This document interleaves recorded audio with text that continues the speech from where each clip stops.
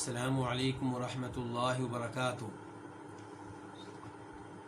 ان الحمد للہ نحمده ونستعینه ونستغفره ونعوذ باللہ من شرور انفسنا ومن سیئات اعمالنا من يهده الله فلا مضل له ومن يضلل فلا هادي له واشهد ان لا اله الا الله وحده لا شريك له وأشهد أن محمدا عبده ورسوله يا أيها الذين آمنوا اتقوا الله حق تقاته ولا تموتن إلا وأنتم مسلمون يا أيها الناس اتقوا ربكم الذي خلقكم من نفس واحدة وخلق منها زوجها وبث منهما رجالا كثيرا ونساء واتقوا الله الذي تساءلون به والأرحام ان الله كان عليكم رقيبا يا ايها الذين امنوا اتقوا الله وقولوا قولا سديدا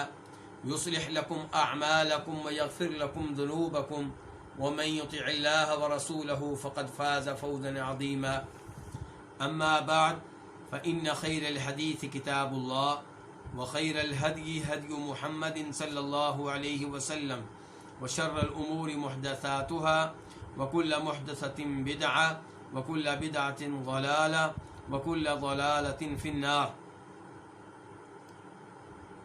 الوافی بما فی الصحیحین، یہ وہ کتاب ہے جو صحیح بخاری اور صحیح مسلم کی تمام احادیث پہ مشتمل ہے، لیکن اس میں احادیث کا تکرار نہیں ہے۔ اس کتاب کو کتاب کے مؤلف نے 10 مقاصد میں تقسیم کیا۔ پہلا مقصد عقیدہ سے تعلق رکھتا ہے اور دوسرا مقصد علم سے تعلق رکھتا ہے۔ وہ مقصد جو علم سے تعلق رکھتا ہے اس میں 4 کتب ہیں۔ ان کتب میں سے تیسری کتاب کتاب التفسیر ہے، اور یہی وہ کتاب ہے جس کا آج کل ہم مطالعہ کر رہے ہیں۔ اس کتاب میں ہم سورہ نور تک کی احادیث پڑھ چکے ہیں، اور آج آغاز کریں گے سورہ فرقان سے۔ تو سورۃ الفرقان، قولہ تعالی الذین یحشرون علی وجوہہم الی جہنم، یہ باب اللہ رب العزت کے اس فرمان کے بارے میں ہے جس میں اللہ تعالیٰ فرماتے ہیں کہ وہ لوگ جنہیں اکٹھا کیا جائے گا ان کے چہروں کے بل اکٹھا کیا جائے گا جہنم کی طرف، یعنی کہ انہیں جہنم کی طرف لے جایا جائے گا، اکٹھا کر کے لے جایا جائے گا ان کے چہروں کے بل۔ پاؤں پہ نہیں چل رہے ہوں گے بلکہ چہروں کے بل چل رہے ہوں گے۔ اتنی ہی آیت کتاب کے مؤلف لے کر آئے ہیں۔ اس کے بعد آیت کا حصہ کچھ یوں ہے، اولئک شر مکانا وضل سبیلا، کہ یہی لوگ ٹھکانے کے لحاظ سے بدترین ہیں اور راستے کے لحاظ سے بھی یہ گمراہ ہیں۔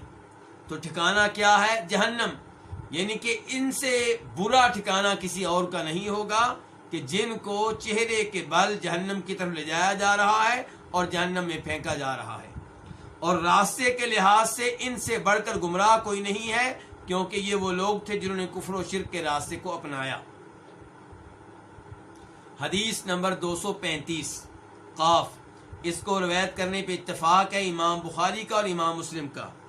عن انس بن مالک رضی اللہ تعالی عنہ، جناب انس بن مالک سے روایت ہے، ان رجلا قال، کہ ایک آدمی نے کہا، یا نبی اللہ، اے اللہ کے نبی، کیف یحشر الکافر علی وجہہ یوم القیامہ، کافر کو روز قیامت اس کے چہرے کے بل کیسے چلایا جائے گا، کیسے اکٹھا کیا جائے گا؟ یعنی کہ چہرے کے بال اسے چلایا جائے گا، یہ کیسے ممکن ہے؟ اس کی کیفیت کیا ہوگی؟ اس کی تفصیل کیا ہوگی؟ قال، تو آپ نے کہا، الیس الذی امشاہ علی الرجلین فی الدنیا قادرا علی ان یمشیہ علی وجہہ یوم القیامہ، کیا وہ ذات جس نے اسے چلایا دنیا میں پاؤں کے بل، یعنی کہ جس اللہ نے کافر کو دنیا میں پاؤں کے بل چلایا، کیا وہ اس بات پہ قادر نہیں ہے کہ اسے قیامت کے دن اس کے چہرے کے بل چلائے؟ جواب کیا ہے کہ بالکل قادر ہے۔ جس اللہ نے انسان کو پاؤں پہ چلنے کی قوت و طاقت دی ہے، وہی اللہ روز قیامت کافر کو چہرے کے بل چلائے گا۔ اللہ کے لیے کیا مشکل ہے؟ اس میں تعجب کی کون سی بات ہے؟ اور یہاں سے یہ بھی پتا چلا کہ اللہ رب العزت نے جب سورہ فرقان کی آیت نمبر 34 میں کہا ہے کہ الذین یحشرون علی وجوہہم الی جہنم، کہ انہیں ان کے چہروں کے بل چلایا جائے گا، تو یہ حقیقت پہ محمول ہے، اس کی کوئی تعویل نہیں کی جائے گی۔ حقیقت یہی ہے کہ اللہ تعالیٰ چہرے کے بل انہیں چلائیں گے۔ افسوس سے کہنا پڑتا ہے کہ کئی لوگوں کو قرآن کریم کی آیات اور نبی علیہ الصلوۃ والسلام کی احادیث کی تعویل کرنے کا بڑا شوق رہتا ہے۔ وہ اللہ تعالیٰ کے فرامین کو اور نبی علیہ الصلوۃ والسلام کی احادیث کو اپنی عقل پہ پرکھتے ہیں، معیار انہوں نے اپنی عقل کو بنایا ہوا ہے۔ تو چونکہ ان کی عقل میں یہ ہے کہ چہرے کے بل چلنا ممکن نہیں ہے، تو اس لیے وہ ایسی چیزوں کی تعویل کرتے ہیں۔ اگر کبھی آیت آ گئی کہ جہنم بولے گی تو وہ کہتے ہیں جہنم کے لیے بولنا ممکن نہیں ہے۔ اگر کہا جائے کہ آسمان و زمین نے اللہ سے کلام کیا، کہتے ہیں آسمان و زمین کیسے کلام کر سکتے ہیں؟ اس لیے یہ الفاظ مجازی طور پہ استعمال کیے گئے ہیں، یہ حقیقی نہیں ہے۔ تو ہمارا کیا کہنا ہے کہ اللہ نے جب کہا ہے کہ میں ان کو چہرے کے بل چلاؤں گا، تو یہ حقیقت پہ معمول ہے اور اللہ کے لیے کچھ مشکل نہیں ہے، اور یہی پتہ چلا نبی علیہ الصلوۃ والسلام کے الفاظ سے۔ آپ کیا کہہ رہے ہیں؟ الیس الذی، تو الذی لیسا کا اسم ہوا اور خبر کیا ہے؟ قادرن، کہ کیا وہ ذات جس نے اس کافر کو دنیا میں پاؤں کے بل چلایا، وہ اس بات پہ قادر نہیں ہے کہ اسے قیامت کے دن اس کے چہرے کے بل چلائے؟ یعنی کہ یقینی طور پہ قادر ہے اور اللہ کے لیے کچھ مشکل نہیں ہے۔ قال قتادہ، قتادہ کہتے ہیں، قتادہ کہاں سے آ گیا؟ پہلے تو کوئی نام نہیں تھا ان کا روایت میں۔ تو آپ دیکھیں روایت کے راوی کون ہیں؟ انس ابن مالک۔ تو یہ انس ابن مالک کے شاگرد ہیں۔ قتادہ وہ ہیں جنہوں نے انس ابن مالک سے یہ حدیث سنی ہے۔ تو قتادہ کہتے ہیں بلا، کیوں نہیں، وعزت ربنا، ہمارے رب کی عزت کی قسم، ہمارا رب اس بات پہ قادر ہے۔ یعنی کہ اللہ کے رسول نے کہا تھا کیا قادر نہیں ہے؟ تو قتادہ یہ حدیث بیان کرتے ہوئے کہتے ہیں بلا، کیوں نہیں، وعزت ربنا، ہمارے رب کی عزت کی قسم، اللہ تعالیٰ اس بات پہ قادر ہے۔ واو قسم کا معنی ادا کرنے کے لیے ہے، اور یہاں پہ قتادہ نے قسم کس کی اٹھائی ہے؟ اپنے رب کی عزت کی، اور عزت کیا ہے؟ اللہ کی صفات میں سے ایک صفت ہے۔ تو قسم کس کی اٹھائیں؟ جب بھی اٹھائیں اللہ کی اٹھائیں، یا اللہ کی صفات میں سے ایک صفت کی قسم اٹھائیں۔ غیر اللہ کی قسم اٹھانا جائز نہیں ہے، اور اللہ کی صفات غیر اللہ نہیں ہے۔ نبی علیہ الصلوۃ والسلام غیر اللہ ہیں، حالانکہ آپ اللہ کے بڑے پیارے ہیں، تمام انسانوں میں سب سے افضل ہیں، لیکن آپ اللہ نہیں ہیں، نہ اللہ کی صفت ہیں، بلکہ اللہ کی مخلوق ہیں۔ اگرچہ تمام مخلوقات میں اگرچہ تمام انسانوں میں سب سے افضل ہیں، لیکن اس کے باوجود آپ رب نہیں ہیں، رب کی صفت نہیں ہے، مخلوق ہے، اس لیے آپ کی قسم اٹھانا جائز نہیں ہے۔ سورۃ القصص، قولہ تعالی انک لا تہدی من احببت، یہ سورہ قصص کی آیت نمبر 56 ہے۔ کیا معنی ہے اس کا؟ انا کا معنی کیا ہوتا ہے؟ بے شک، یقیناً، اس میں کوئی شک و شبہ نہیں ہے کہ آپ جسے چاہیں آپ اسے ہدایت نہیں دے سکتے۔ اس میں کوئی شک و شبہ نہیں ہے، جسے آپ پسند کریں آپ اسے ہدایت نہیں دے سکتے۔ تو یہ آیت کب نازل ہوئی تھی؟ جب نبی علیہ الصلوۃ والسلام نے ابو طالب کو مسلمان کرنے کی کوشش کی، لیکن انہوں نے کلمہ نہیں پڑھا اور اسی حالت میں فوت ہو گئے۔ تو آپ بہت پریشان رہنے لگے اور آپ ان کے لیے دعا بھی کرنے لگے، تو اللہ نے یہ آیت نازل کی کہ ہدایت اسے نہیں ملتی جسے آپ چاہیں۔ اس سے پتہ چلا کہ نبی علیہ الصلوۃ والسلام ہدایت کے مالک نہیں ہیں۔ اس سے پتہ چلا آپ مشکل کشا نہیں ہیں، آپ اپنی یہ پریشانی دور نہ کر سکے۔ آپ چاہتے تھے کہ آپ کے چچا ابو طالب مسلمان ہو جائیں، اور آپ نے اس کی ٹینشن لی۔ جب مسلمان نہیں ہوئے تو آپ غمگین ہوئے، تو آپ اپنی اس مشکل کو دور نہیں کر سکے، آپ اپنی اس حاجت کو پورا نہیں کر سکے، تو پتہ چلا کہ آپ مشکل کشا نہیں ہیں، حاجت روا نہیں ہیں، غوث اعظم نہیں ہیں۔ اور یہ بھی پتہ چلا کہ آپ ہدایت کے مالک نہیں ہیں۔ ہدایت کا مالک کون ہے؟ اللہ تعالیٰ۔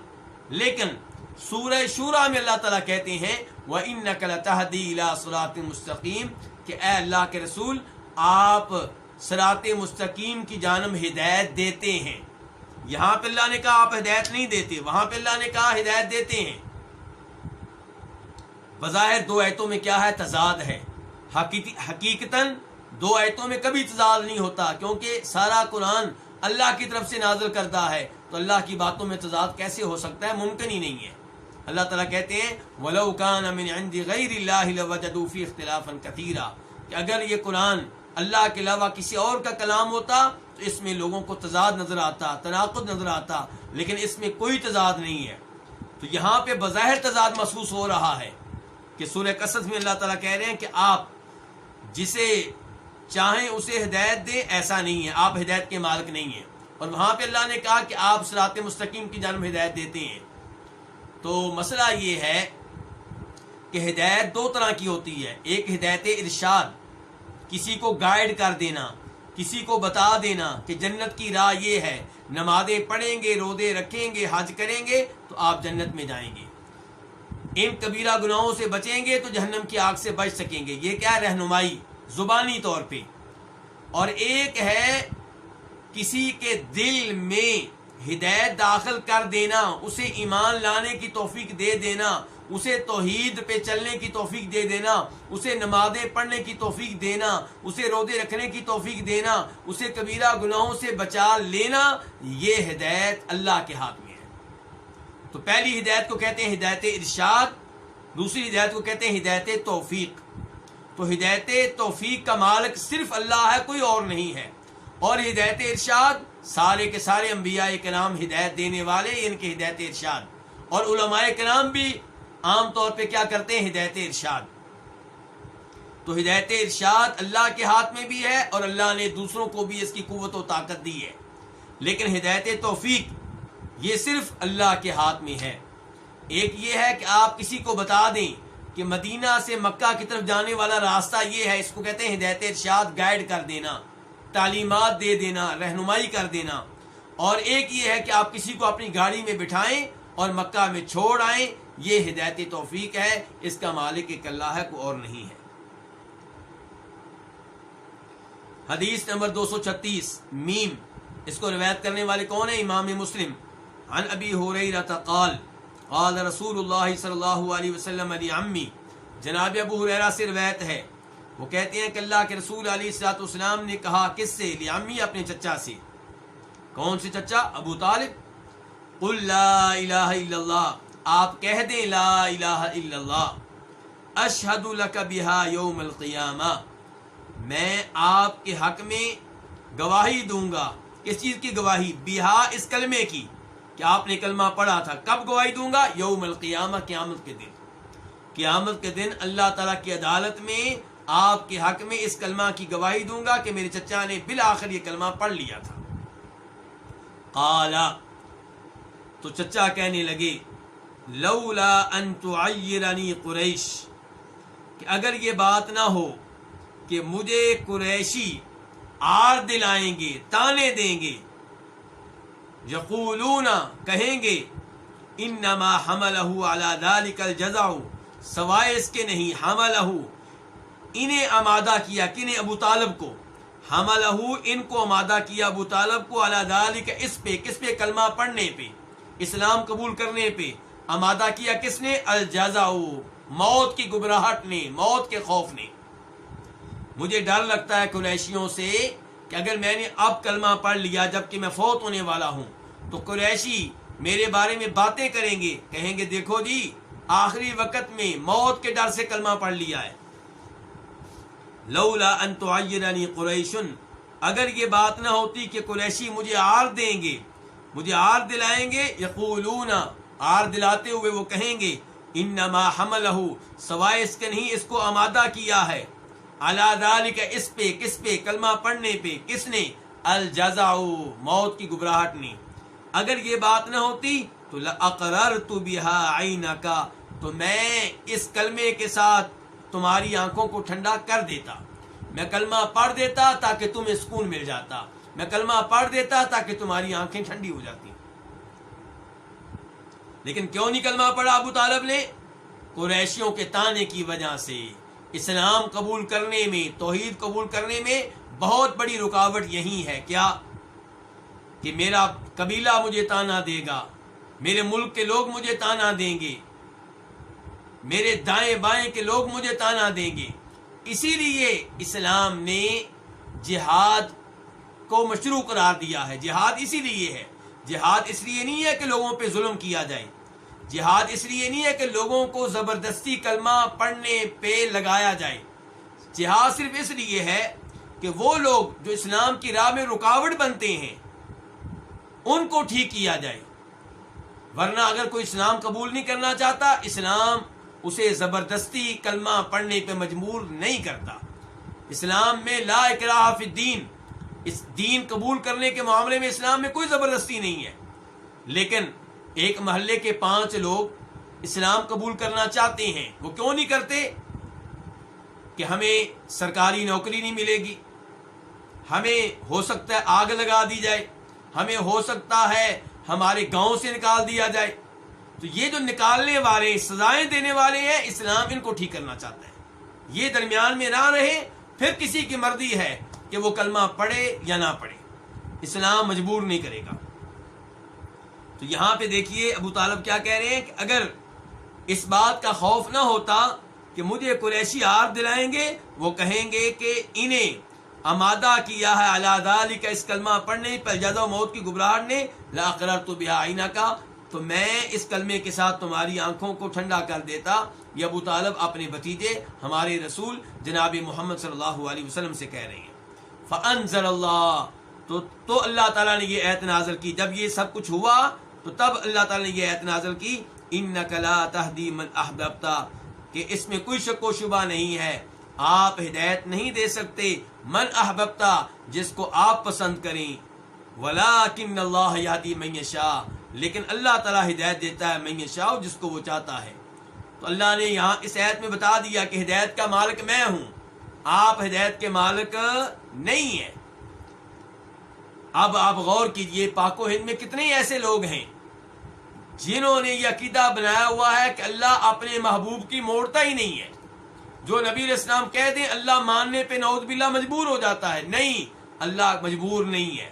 اللہ روز قیامت شفاعت مانیں گے انبیاء کرام علیہم السلام کی، اس لیے نہیں کہ اللہ کو ان کا کوئی ڈر ہے، ان کا کوئی خوف ہے، اور نہ ہی اس لیے کہ اللہ ان کی محبت کے ہاتھوں مجبور ہیں، ناراضگی کا خطرہ ہے.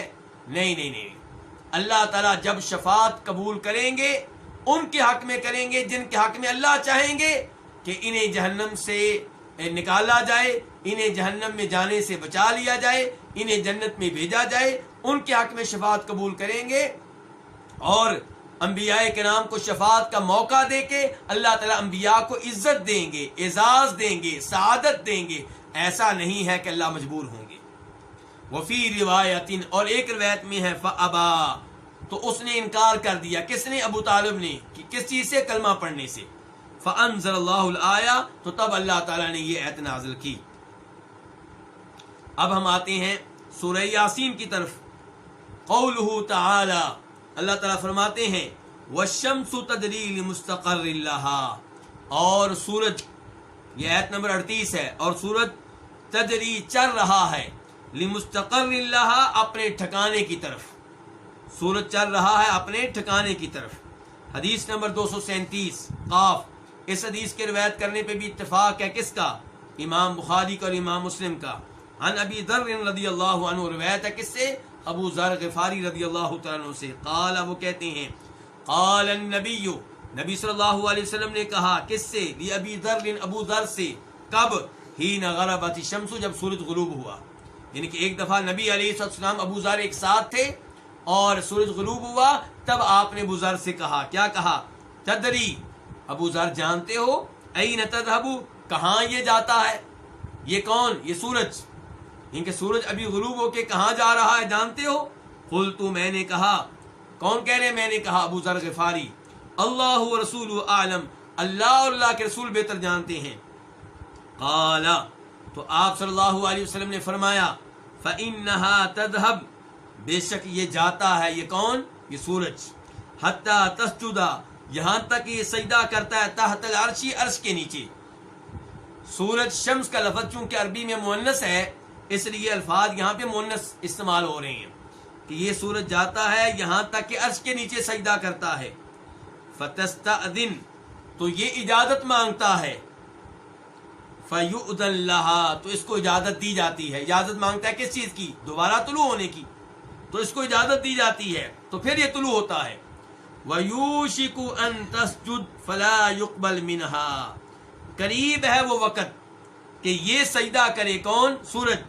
فَلَا يُقْبَلْ مِنْهَا، تو اس کی طرف سے اسے قبول نہ کیا جائے، یعنی کہ وہ وقت قریب ہے جب سورج سجدہ کرے گا تو سجدہ اللہ کے ہاں قبول نہیں ہوگا۔ وَتَسْتَأْذِنْ، اور قریب ہے وہ وقت کہ جب یہ اجازت مانگے گا، کس کی؟ طلوع ہونے کی۔ فَلَا يُؤْذَنْ لَهَا، تو اس کو اجازت نہیں دی جائے گی۔ يُقَالُ لَهَا، اس سے کہا جائے گا، کس سے؟ سورج سے، ارجعی من حیث جئتی، واپس چلے جاؤ جہاں سے آئے ہو۔ کہاں سے آتا ہے سورج؟ مغرب سے، غروب ہو کر آتا ہے نا، تو اجازت مانگتا ہے طلوع ہونے کی۔ تو اب کیا اس دفعہ کیا کہا جائے گا؟ ارجعی، واپس جاؤ، کہاں؟ من حیث جئتی، جہاں سے آئے ہو۔ فتطلع من مغربها، تو وہ طلوع ہوگا، کون؟ سورج۔ کہاں سے؟ من مغربها، اپنے مغرب سے، یعنی کہ مشرق کی بجائے مغرب سے طلوع ہوگا۔ فذلك قوله تعالی، تو یہ ہے اللہ تعالیٰ کا فرمان کہ والشمس تجری لمستقر لها، کہ سورج چل رہا ہے اپنے ٹھکانے کی طرف۔ ذلك تقدیر العزیز العلیم، یہ اندازہ ہے اس ذات کا العزیز جو سب پہ غالب ہے، العلیم جو مکمل علم رکھنے والی ہے۔ یہ سورج کا ایک نظام کے تحت طلوع ہونا، غروب ہونا، اپنے مدار پہ چلنا، اور کبھی بھی کسی حادثے کا پیش نہ آنا، کائنات کا نظام برسوں سے، صدیوں سے چل رہا ہے اور اس میں کوئی مسئلہ پیدا نہیں ہوا۔ تو یہ کیوں ہے؟ کیونکہ یہ سب کچھ کس کا سسٹم ہے، کس کا نظام ہے؟ العزیز، اس رب کا جو ہر چیز پہ غالب ہے۔ وہاں سورج کوئی انکار نہیں کر سکتا، کوئی بہانہ نہیں کر سکتا، اس اللہ کے سورج کے راستے میں کوئی اور مخلوق آ کر رکاوٹ نہیں بن سکتی۔ العلیم جو مکمل علم رکھنے والا ہے۔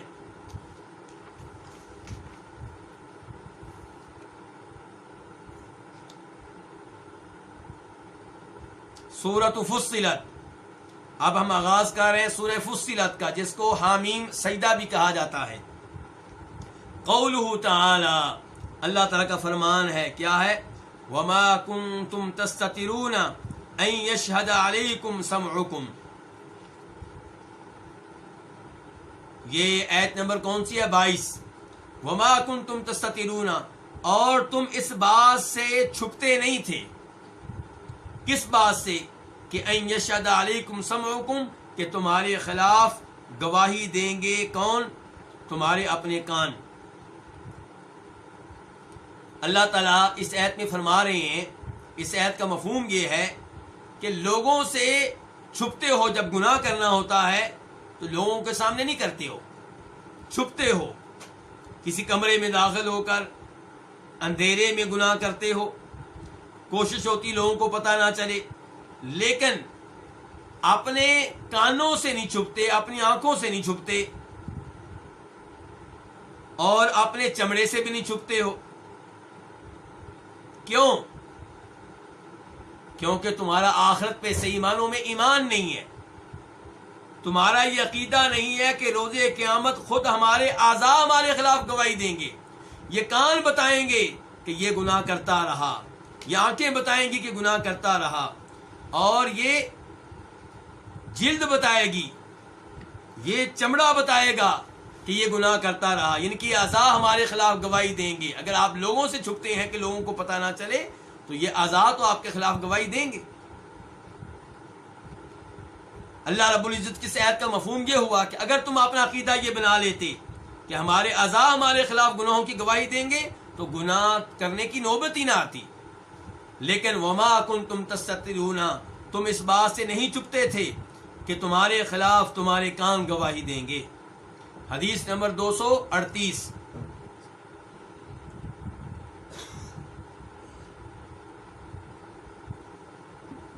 قاف. اس حدیث کے روایت کرنے میں اتفاق ہے کس کا؟ امام بخاری کا اور امام مسلم کا. عن عبداللہ بن مسعود رضی اللہ عنہ، عبداللہ بن مسعود رضی اللہ تعالیٰ عنہ سے روایت ہے، قال، وہ کہتی ہیں، اجتمع عند البیت قرشیان و ثقفی، بیت اللہ کے پاس جمع ہوئے کون؟ 2 قریشی اور 1 ثقفی، یعنی کہ 2 قریش قبیلے سے تعلق رکھنے والے اور 1 آدمی جس کا تعلق ثقیف قبیلے سے تھا. او ثقفیان و قریشی، یا 2 ثقفی تھے اور 1 قریشی، یا 1 قریشی اور 2 ثقفی، یعنی کہ ٹوٹل آدمی کتنے تھے؟ 3. ان میں سے 2 کا تعلق 1 قبیلے سے تھا اور 1 کا تعلق 1 قبیلے سے تھا. اب جو 1 تھا وہ قریشی تھا اور 2 ثقیفی تھے، یا 1 قریشی تھا 2 ثقفی، یا 1 ثقفی 2 قریشی. شک کس کو ہے؟ راوی کو. اور یہ لوگ کیسے تھے؟ ان کا تعارف، ان کے اوصاف، کثیرۃ شحم بطونہم، ان کے پیٹ کی چربی بہت زیادہ تھی، ان کے موٹے تھے. قلیلۃ فقہ قلوبہم، ان کے دلوں کی سمجھ کم تھی. ان الفاظ میں اشارہ ہے کس جانب؟ یہاں پہ اشارہ ہے اس کی طرف کہ وہ موٹے تھے، جسم ان کا موٹا تازہ تھا، لیکن عقل برائے نام تھی، صحیح معنوں میں عقل مند نہیں تھے. فقال احدهم، تو ان میں سے ایک نے کہا، اترون ان اللہ یسمع ما نقول، کیا تمہارا یہ خیال ہے کہ اللہ تعالی سنتا ہے جو ہم کہتے ہیں، جو ہم کلام کرتے ہیں، جو ہم گفتگو کرتے ہیں؟ تمہارا کیا خیال ہے، تمہارا کیا گمان ہے کہ اللہ ہمارے کلام کو سنتا ہے، ہماری گفتگو کو سنتا ہے؟ قال الآخر، دوسرے نے کہا، یسمع ان جہرنا ولا یسمع ان اخفینا، کہ وہ سنتا ہے ان جہرنا، اگر ہم بلند آواز سے گفتگو کریں، ولا یسمع، اور وہ نہیں سنتا، ان اخفینا، اگر ہم پوشیدہ آواز سے، ہلکی آواز سے گفتگو کریں. وقال الآخر، ایک اور نے کہا، یہ کون سا ہو گیا؟ تیسرا. ان کان یسمع اذا جہرنا، اگر وہ سنتا ہے جب ہم اونچی آواز سے گفتگو کریں، فإنہ یسمع، تو وہ سنتا ہوگا اذا اخفینا، جب ہم آہستہ آواز سے گفتگو کریں. کتنے لوگ ہو گئے؟ 3. ایک نے سوال اٹھایا کہ تم لوگوں کا کیا خیال ہے کہ کیا اللہ ہمارے کلام کو سنتا ہے؟ یعنی کہ انہیں اللہ کی صفت سم کے بارے میں شک و شبہ ہے کہ اللہ سنتا ہے کہ نہیں سنتا. تو پہلے آدمی نے کیا کہا کہ اگر ہم بلند آواز سے گفتگو کریں تو سنتا ہے، آہستہ آواز سے گفتگو کریں تو نہیں سنتا. اس نے قیاس سے کام لیا، اس نے اللہ تعالیٰ کو قیاس کیا ہے اللہ کی مخلوق پہ. اللہ کی مخلوق کب سنتی ہے؟ جب اونچی آواز سے بات کی جائے، اور اگر بالکل آہستہ آواز سے بات کی جائے تو اللہ کی مخلوق نہیں سنتی. تو اس آدمی نے اللہ کو قیاس کیا ہے اللہ کی مخلوق کے ساتھ، اللہ کو تشبیہ دی ہے اللہ کی مخلوق کے ساتھ، اور اس قیاس کو کہتے ہیں قیاس فاسد. یہ غلط قیاس ہے. اور آج کل جو لوگ اللہ کی صفات کا انکار کرتے ہیں وہ بھی اسی لیے کرتے ہیں کہ وہ اللہ کو قیاس کرتے ہیں اللہ کی مخلوق پہ، اللہ کو تشبیہ دیتے ہیں اللہ کی مخلوق کے ساتھ. وہ اللہ کی صفات کو اللہ کی مخلوق کی صفات کی طرح قرار دے کر پھر انکار کر دیتے ہیں.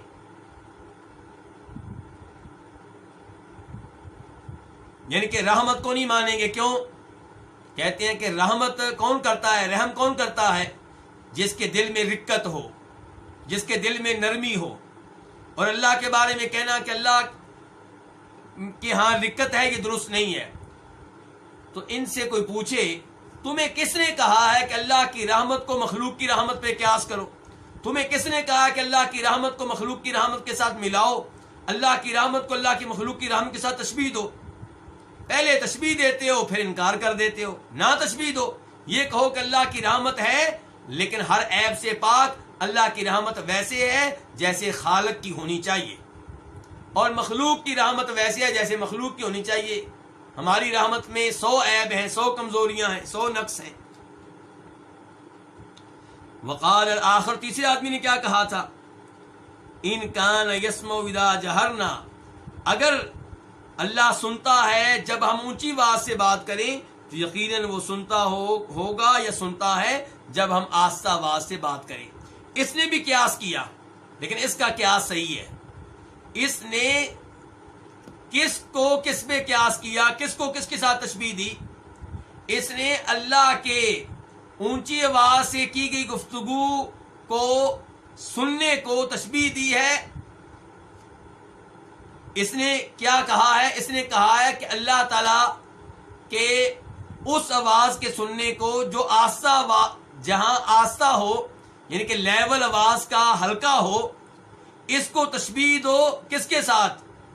اللہ تعالیٰ کے سننے پہ بلند آواز کو، یعنی کہ اللہ تعالیٰ آپ مانتے ہیں کہ بلند آواز کو سنتا ہے، تو اسی پہ قیاس کرو اللہ تعالیٰ کے آہستہ آواز کے سننے کو۔ جیسے اللہ تعالیٰ بلند آواز کو سنتا ہے ایسے ہی اللہ تعالیٰ آہستہ آواز کو سنتا ہے۔ تو یہ قیاس صحیح ہے، یہ قیاس درست ہے، کیونکہ اللہ کا سننا برابر ہے، آہستہ آواز کو سننا، اونچی آواز کو سننا۔ تو اس لیے اللہ تعالیٰ کے آہستہ آواز کے سننے کو قیاس کیا ہے کس پہ؟ اللہ تعالیٰ کے اونچی آواز کے سننے پہ۔ فَأَنزَلَ اللَّهُ، تو تب اللہ تعالیٰ نے یہ آیت اتاری۔ کیا؟ جب ان تین لوگوں نے ایسی گفتگو کی تب اللہ نے یہ آیت اتاری، یعنی کہ اس کا مطلب یہ ہے کہ ایک سبب یہ بنا، ورنہ کئی اور اسباب ہوں گے، کئی اور حکمتیں ہوں گی اس آیت کے نزول میں۔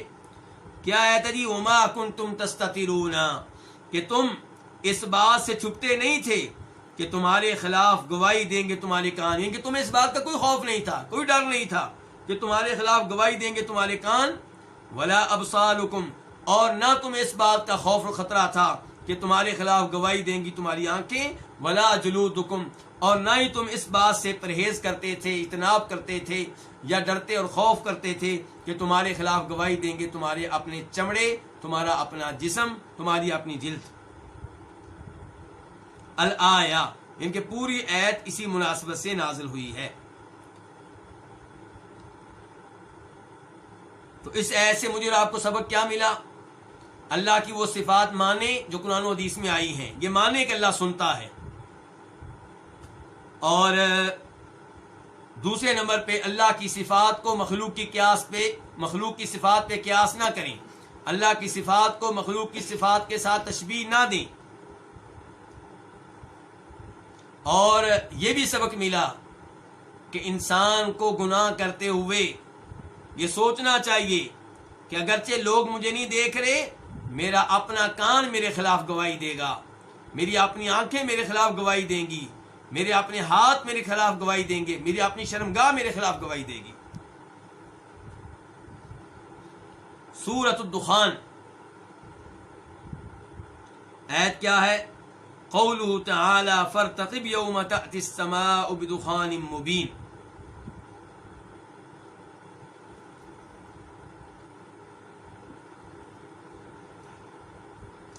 فرتقب، آپ انتظار کیجئے۔ یہاں پہ نبی علیہ الصلوۃ والسلام کو تسلی دی جا رہی ہے، آپ لوگوں کے کفر سے مایوس ہوتے چلے جا رہے ہیں، لوگ ایمان نہیں لا رہے تو آپ کچھ مایوس ہو رہے ہیں، تو اللہ نے آپ کو تسلی دی، مایوس نہیں ہونا۔ فرتقب، آپ انتظار کیجئے، یوم تأتی السماء بدخان مبین، اس دن کا، ان ایام کا جن ایام میں آسمان واضح دھوئیں کو لے کر آئے گا۔ آپ انتظار کیجئے اس دن کا، یعنی کہ اس وقت کا، ان ایام کا جن ایام میں آسمان وعدے دھویں کو لے کر آئے گا۔ مناسب ہوگا کہ وہ آیتیں بھی پڑھ دوں جو اس کے بعد ہیں، پھر یہ آپ سمجھ سکیں گے اس روایت کو جو بعد میں آ رہی ہے۔ اس کے بعد آیت کیا ہے؟ یغش الناس، وہ دھواں لوگوں کو ڈھانک لے گا۔ ھذا عذاب علیم، یہ کیا ہوگا؟ یہ دردناک عذاب ہوگا۔ ربنا اکشف عنا العذاب، تب لوگ کیا کہیں گے؟ اے ہمارے رب، ہم سے عذاب کو دور کر دے، ہٹا دے۔ انا مؤمنون، ہم یقین دلاتے ہیں کہ ہم ایمان لے آئیں گے، کفر کی راہ اختیار نہیں کریں گے۔ اللہ تعالیٰ کہتے ہیں انا لہم الذکری وقد جاءہم رسول مبین، کہ ان لوگوں کو نصیحت کہاں ملے گی جب کہ ان کے پاس تو وعدے رسول آ چکا، انہوں نے سبق حاصل نہیں کیا۔ ثم تولوا عنہ وقالوا معلم مجنون، کہ ان لوگوں نے اعراض کیا اور نبی علیہ الصلوۃ والسلام کو کیا کہا کہ یہ مجنون قسم کا ٹیچر ہے، یہ پاگل قسم کا مدرس ہے۔ اللہ تعالیٰ کہتے ہیں کہ جب ہم عذاب بھیجیں گے تو یہ دعائیں کریں گے کہ یا اللہ عذاب ہٹا لے، ہم ایمان لانے والے۔ اللہ نے کہا ان عذاب ہم ہٹا لیں گے، لیکن یہ عذاب ہٹنے سے کہاں نصیحت حاصل کرنے والے ہیں؟ ہم نے اس سے بڑی نشانی بھیجی تھی، ہمارا رسول۔ انہوں نے رسول سے اعراض کیا، اس کی دعوت کو قبول نہیں کیا، بلکہ انہیں مجنون قرار دیا، مینٹل قرار دیا۔ اللہ تعالیٰ کہتے ہیں انا کاشف العذاب، ہم عذاب کو ہٹا لیں گے، قلیلا، تھوڑی دیر کے لیے، انکم عائدون، تم دوبارہ کفر کی طرف جاؤ گے۔ اب آتے ہیں روایت کی طرف۔ سورہ دخان کی آیت نمبر 10 اور بعد والی آیات تھی۔ 239 نمبر یہ روایت ہے، قاف۔ اس حدیث کے روایت کرنے پہ اتفاق ہے کس کا؟ امام بخاری کا اور امام مسلم کا۔ مسروق بن اجدع سے روایت ہے، یہ تابعی ہیں، مشہور و معروف تابعی ہیں۔ قال، وہ کہتے ہیں بینما رجل یحدث فی کندہ، جب کہ ایک آدمی بیان کر رہا تھا کندہ میں، یعنی کہ کندہ قبیلے کا نام ہے، اس قبیلے میں ایک آدمی تبلیغ کر رہا تھا، بیان دے رہا تھا، حدیثیں بیان کر رہا تھا، گفتگو کر رہا تھا۔ فقال، تو کہنے لگا، اپنے بیان میں کہہ رہا ہے، یجیء دخان یوم القیامہ، قیامت کے دن ایک دھواں آئے گا، فیأخذ باسماع المنافقین وابصارہم، تو وہ منافقوں کے کانوں اور ان کی آنکھوں کو لے جائے گا، ختم کر دے گا۔ یأخذ المؤمن کہیئۃ الزکام، یہ دھواں مومنوں کو پکڑے گا زکام کی حالت کی طرح، یعنی کہ دھواں کافروں کی قوت سماعت کو اور قوت بینائی کو ختم کر دے گا، لیکن مومنوں پہ اتنا اثر ڈالے گا کہ یوں لگے گا جیسے زکام ہو گیا ہو۔ یأخذ المؤمن کہیئۃ الزکام، مومنوں کو پکڑے گا زکام کی طرح، جس قدر انسان زکام سے متاثر ہوتا ہے ایسے ہی اس دھویں سے متاثر ہوگا۔ ففزعنا، تو ہم گھبرا گئے۔ یہ کون کہہ رہے ہیں؟ مسروق کہتے ہیں اس آدمی کی باتیں سن کے ہم گھبرا گئے۔ فاتیت ابن مسعود، تو میں عبداللہ بن مسعود کے پاس آیا۔ کون کہہ رہے ہیں؟ مسروق۔ تو کہتے ہیں میں ان کے پاس آیا، یعنی کہ ان کو ساری بات بتائی۔ وکان متکئا، اور وہ ٹیک لگائے ہوئے تھے۔ فغضبا، تو وہ ناراض ہوئے، غصے میں آ گئے، یعنی کہ باتیں سن کے، اس آدمی کی باتیں سن کے غصے میں آ گئے۔ فجلسا، تو بیٹھ گئے، یعنی کہ سیدھے ہو کے بیٹھ گئے، پہلے ٹیک لگائے ہوئے تھے۔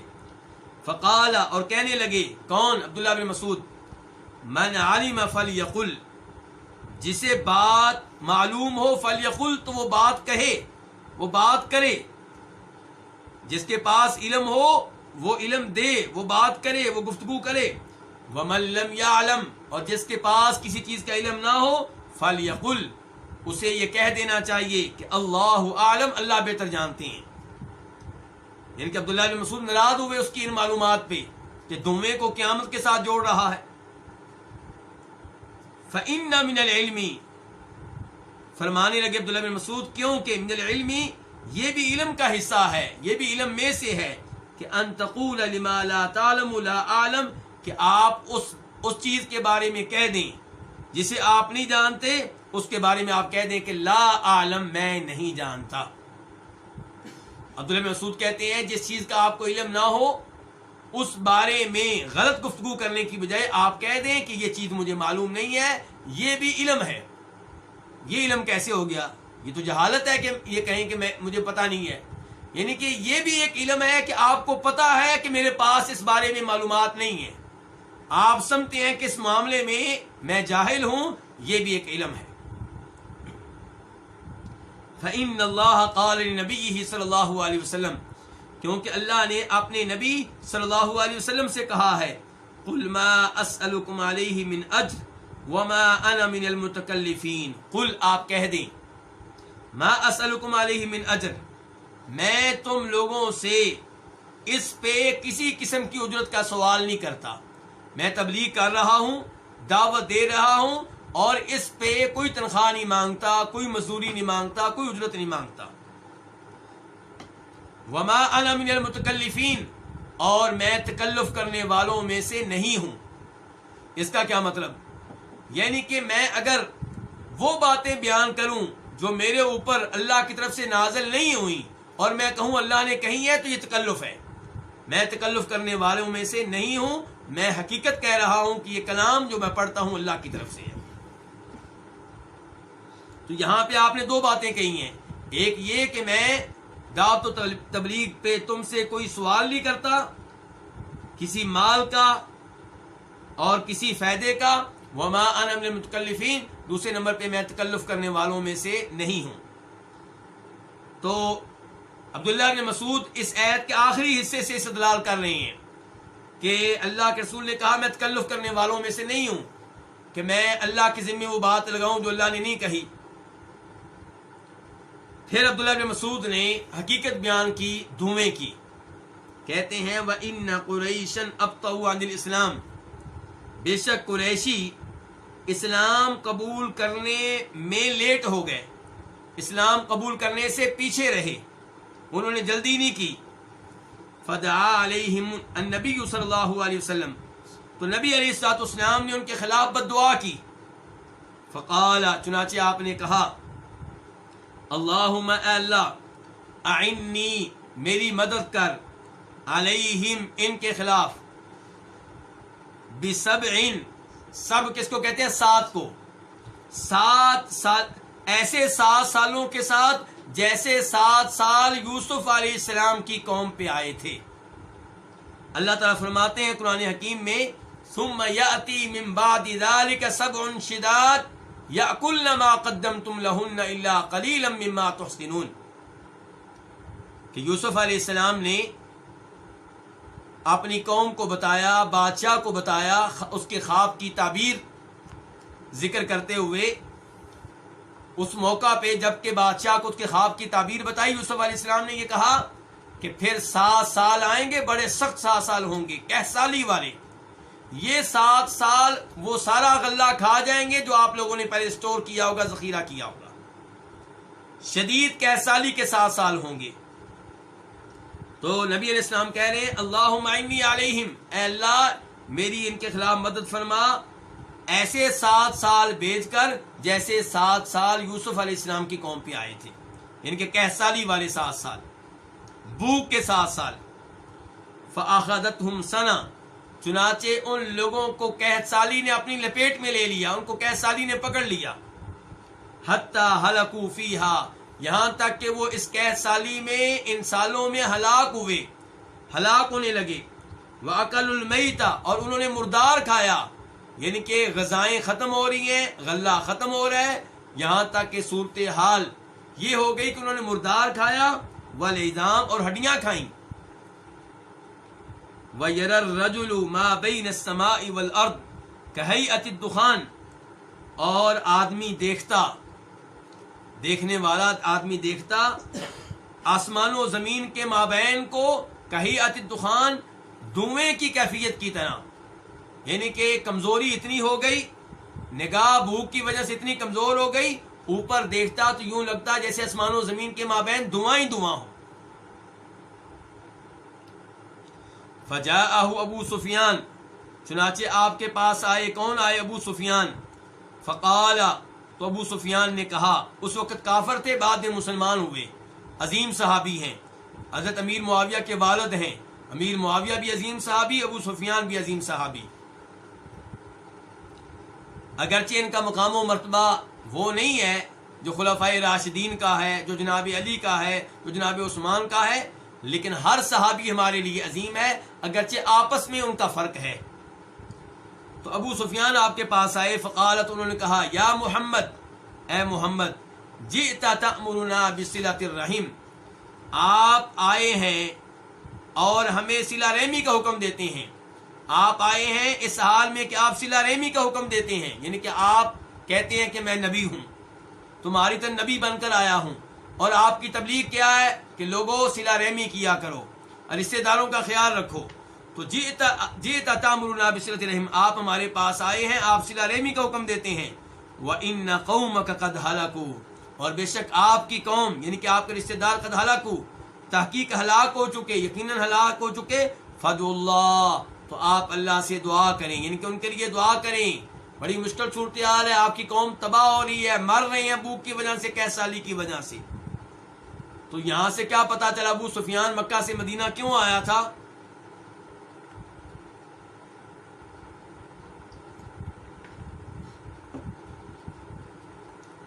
کس لیے آیا ہے؟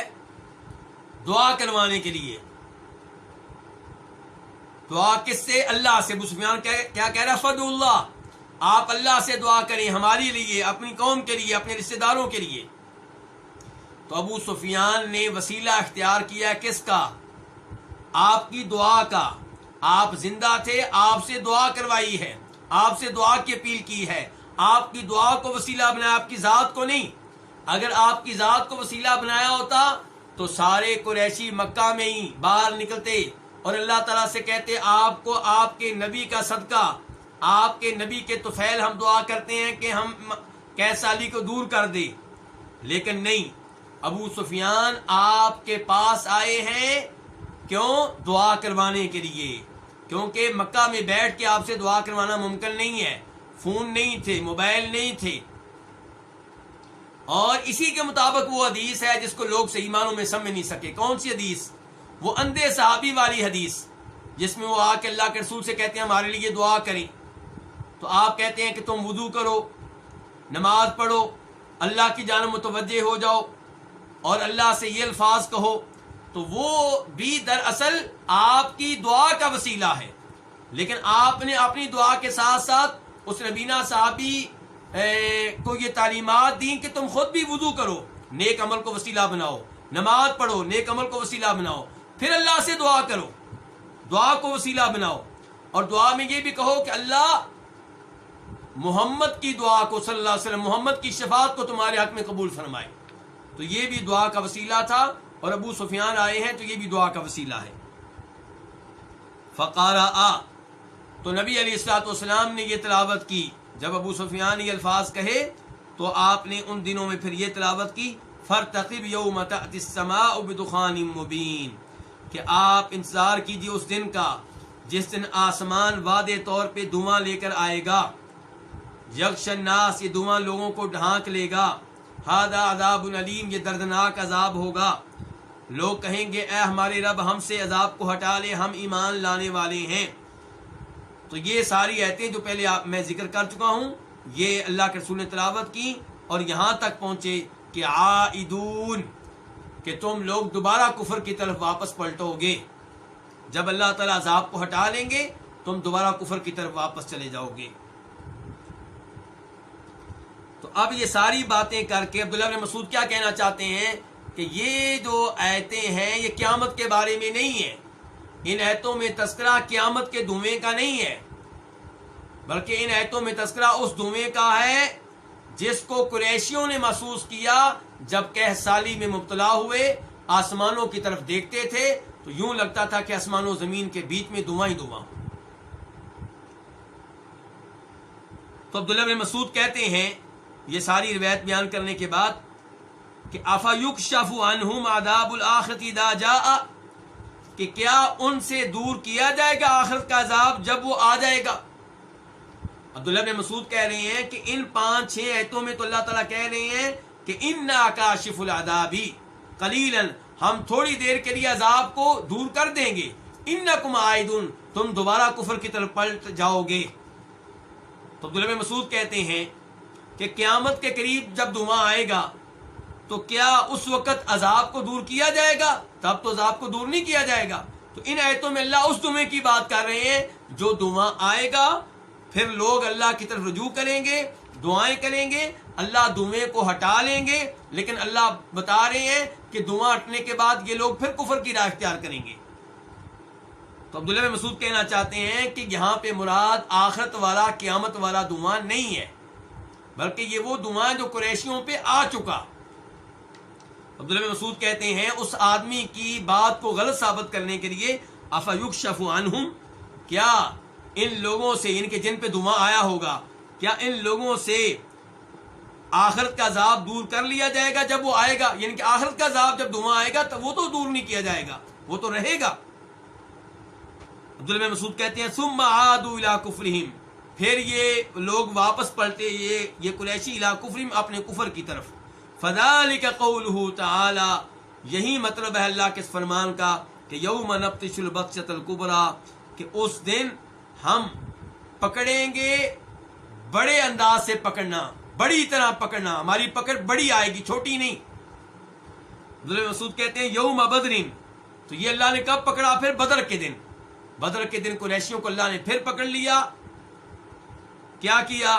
70 ان میں سے قتل ہوئے، 70 قیدی بنے۔ تو یہ ہے عبداللہ بن مسعود کا موقف، اور یہی موقف ہے بہت سے علماء کرام کا۔ لیکن ایک موقف ہے جس کو دیگر کئی علماء کرام نے اپنایا ہے، وہ کہتے ہیں کہ اس دھویں سے مراد وہی دھواں ہے جو قیامت سے پہلے آئے گا، جس دھویں کا تذکرہ کئی حدیث میں آیا ہے۔ وہ کہتے ہیں کہ اللہ تعالیٰ نے ان آیتوں میں کہا ہے کہ آسمان واضح دھواں لے کر آئے گا، یعنی کہ وہ حقیقی دھواں ہوگا، اور اس روایت سے پتہ چلا جو عبداللہ بن مسعود نے بیان کی حقیقی دھواں نہیں تھا، بھوک کی وجہ سے وہ لوگ اوپر دیکھتے تو انہیں دھواں محسوس ہوتا، بھوک کی وجہ سے، کمزوری کی وجہ سے حقیقتاً دھواں نہیں تھا، جبکہ اللہ اس آیت میں کہہ رہے ہیں کہ اس دن اللہ تعالیٰ واضح طور پہ دھویں کو لے کر آئے گا، واضح دھواں ہوگا، حقیقی دھواں ہوگا۔ ابن کثیر رحمہ اللہ کا موقف بھی یہی ہے کہ اس دھویں سے مراد وہ دھواں ہے جو قیامت کے قریب آئے گا۔ اور عبداللہ بن مسعود کا اور دیگر کئی مفسرین کا موقف کیا ہے کہ یہ وہ دھواں ہے جو قریشیوں پہ آ چکا۔ دو موقف ہیں، دونوں کے دلائل ہیں۔ بظاہر عبداللہ بن مسعود کا موقف دوسروں کے مقابلے میں بہتر محسوس ہوتا ہے، حقیقت حال اللہ ہی بہتر جانتے ہیں، لیکن عبداللہ بن مسعود نے یہ کہا ہے کہ یوم نبطش البطشۃ الکبریٰ، کہ اللہ تعالیٰ نے آگے چل کر ان آیتوں میں یہ بھی کہا کہ اس دن پھر ہم اچھی طرح ان کو پکڑیں گے۔ عبداللہ بن مسعود کہتے ہیں اس آیت سے مراد ہے بدر کی لڑائی، کہ بدر کی لڑائی میں اللہ نے ان کو پکڑا، 70 قتل ہوئے، 70 قیدی بنے۔ لیکن عبداللہ بن عباس کہا کرتے تھے کہ اس سے مراد قیامت کے دن والی پکڑ ہے، آخرت والی پکڑ ہے، اس سے مراد بدر والی پکڑ نہیں ہے۔ اور عبداللہ بن عباس کا یہ موقف بالکل ٹھیک ہے کہ یہاں پہ مراد وہ پکڑ ہے جو قیامت کے دن ہوگی، بدر والی پکڑ مراد نہیں ہے۔ عبداللہ بن مسعود اپنے موقف میں کہتے ہیں وَلِزَامًا، کہ اللہ نے سورہ فرقان میں کہا ہے کہ فَقَدْ كَذَّبْتُمْ فَسَوْفَ يَكُونُ لِزَامًا، کہ تحقیق تم نے جھٹلایا تو ان قریب یہ تکذیب چمٹ جائے گی، تمہیں پکڑ لے گی، یہ یعنی کہ تمہارے اوپر عذاب لے کر آئے گی۔ تو پھر یہ چمٹ جانے والا عذاب کب آیا تھا؟ عبداللہ بن مسعود کہہ رہے ہیں کہ یہ بھی بدر میں ہی آیا تھا۔ اور پھر عبداللہ بن مسعود کہتے ہیں کہ اللہ نے سورہ روم میں کہا ہے الف لام میم غلبت الروم الی سیغلبون، یعنی کہ اللہ تعالیٰ سورہ روم میں کہتے ہیں کہ رومی مغلوب ہو گئے۔ یہاں تھوڑا سا پس منظر بیان کرنا پڑے گا۔ نبی علیہ السلام کے ابتدائی زمانے میں سپر پاور کون ہوتے تھے؟ جیسے آج امریکہ اور روس ہیں، ایسے ہی سپر پاور اس زمانے میں کون ہوتے تھے؟ رومی اور ایرانی۔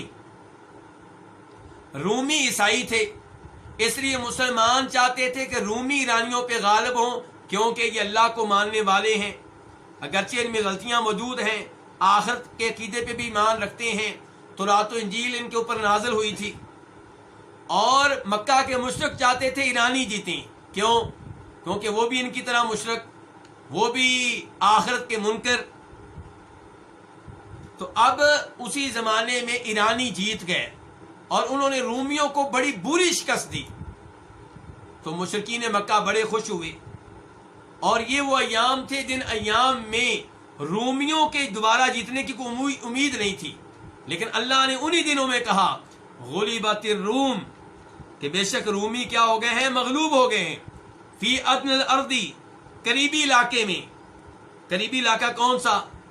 یعنی کہ عربوں کے قریبی علاقے میں شکست ہوئی ہے، کن کو؟ رومیوں کو۔ ایرانی جیت گئے ہیں۔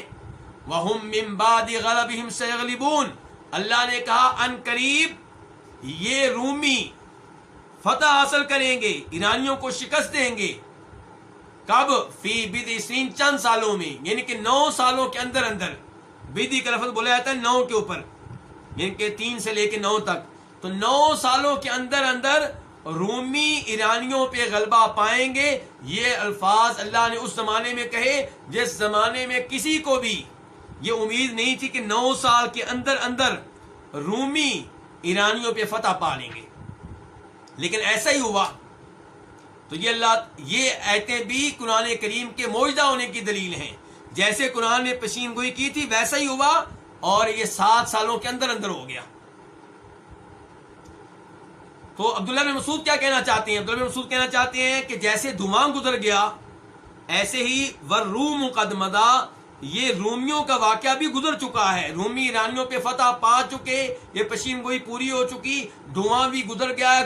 دھویں کا تعلق بھی ماضی سے ہے، مستقبل سے نہیں ہے۔ اس کا بھی تعلق قریشیوں سے ہے، قیامت والے دھویں سے اس دھویں کا تعلق نہیں ہے جس کا تذکرہ ان آیتوں میں ہوا ہے۔ یہ موقف ہے جناب عبداللہ بن مسعود رضی اللہ تعالی عنہ کا۔ اور یہ جو کہا گیا تھا کہ فقد کذبتم فسوف یکون لزاما، تم نے تکذیب کی ہمارے رسول کی، ہمارے دین کی، ہمارے قرآن کی، فسوف یکون لزاما، ان قریب چمٹ جانے والا عذاب ہوگا۔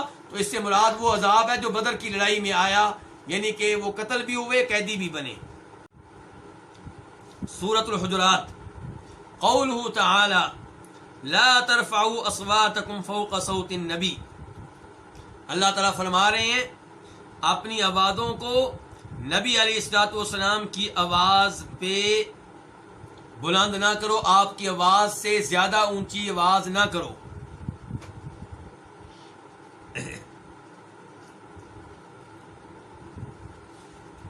اس آیت میں اللہ رب العزت مسلمانوں کو آداب سکھا رہے ہیں، وہ آداب جن کا تعلق نبی علیہ الصلوۃ والسلام کی ذات سے ہے، اور اللہ تعالیٰ کہہ رہے ہیں اپنی آوازوں کو نبی کی آواز سے بلند نہ کرو۔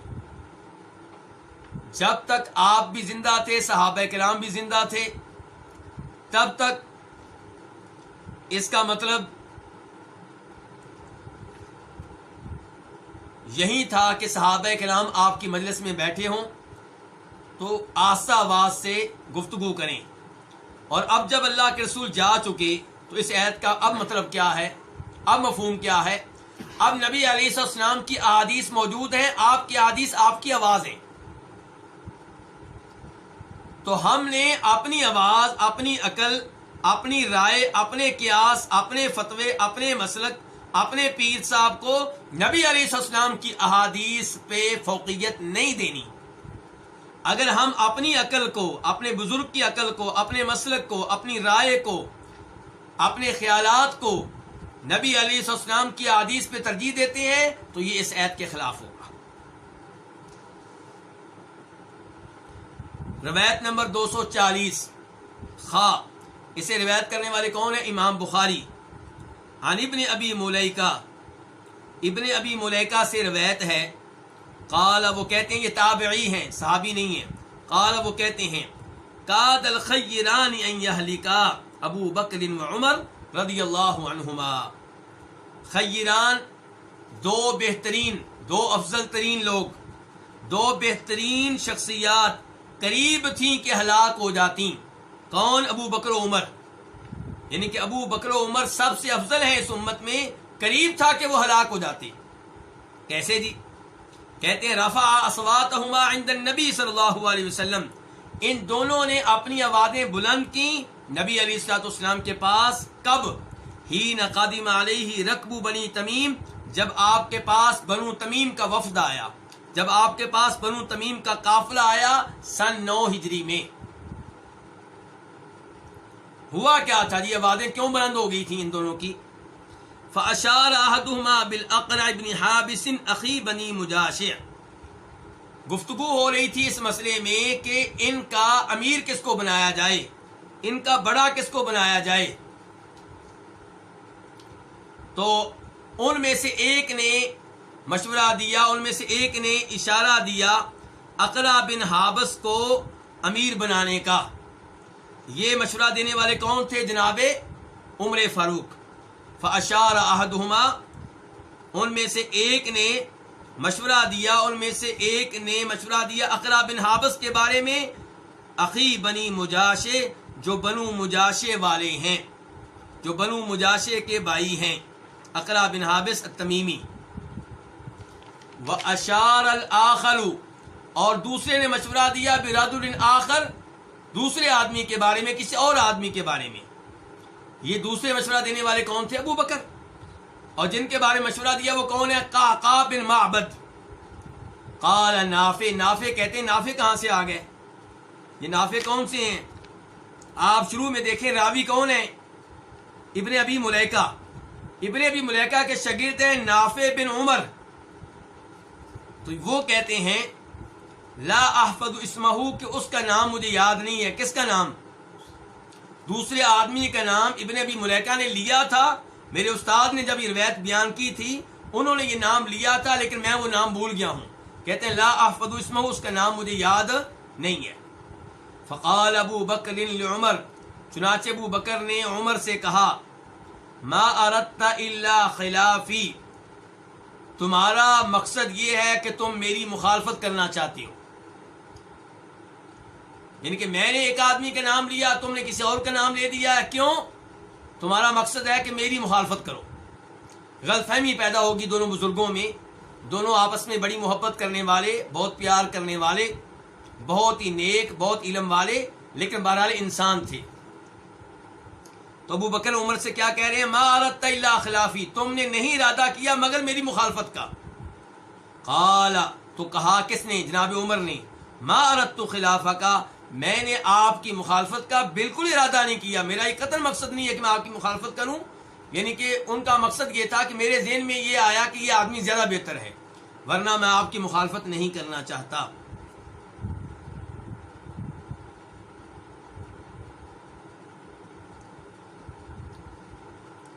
فارتفعت اصواتهما فی ذلک، ان دونوں کی آوازیں بلند ہو گئیں فی ذلک، اس مسئلے میں، اس معاملے میں.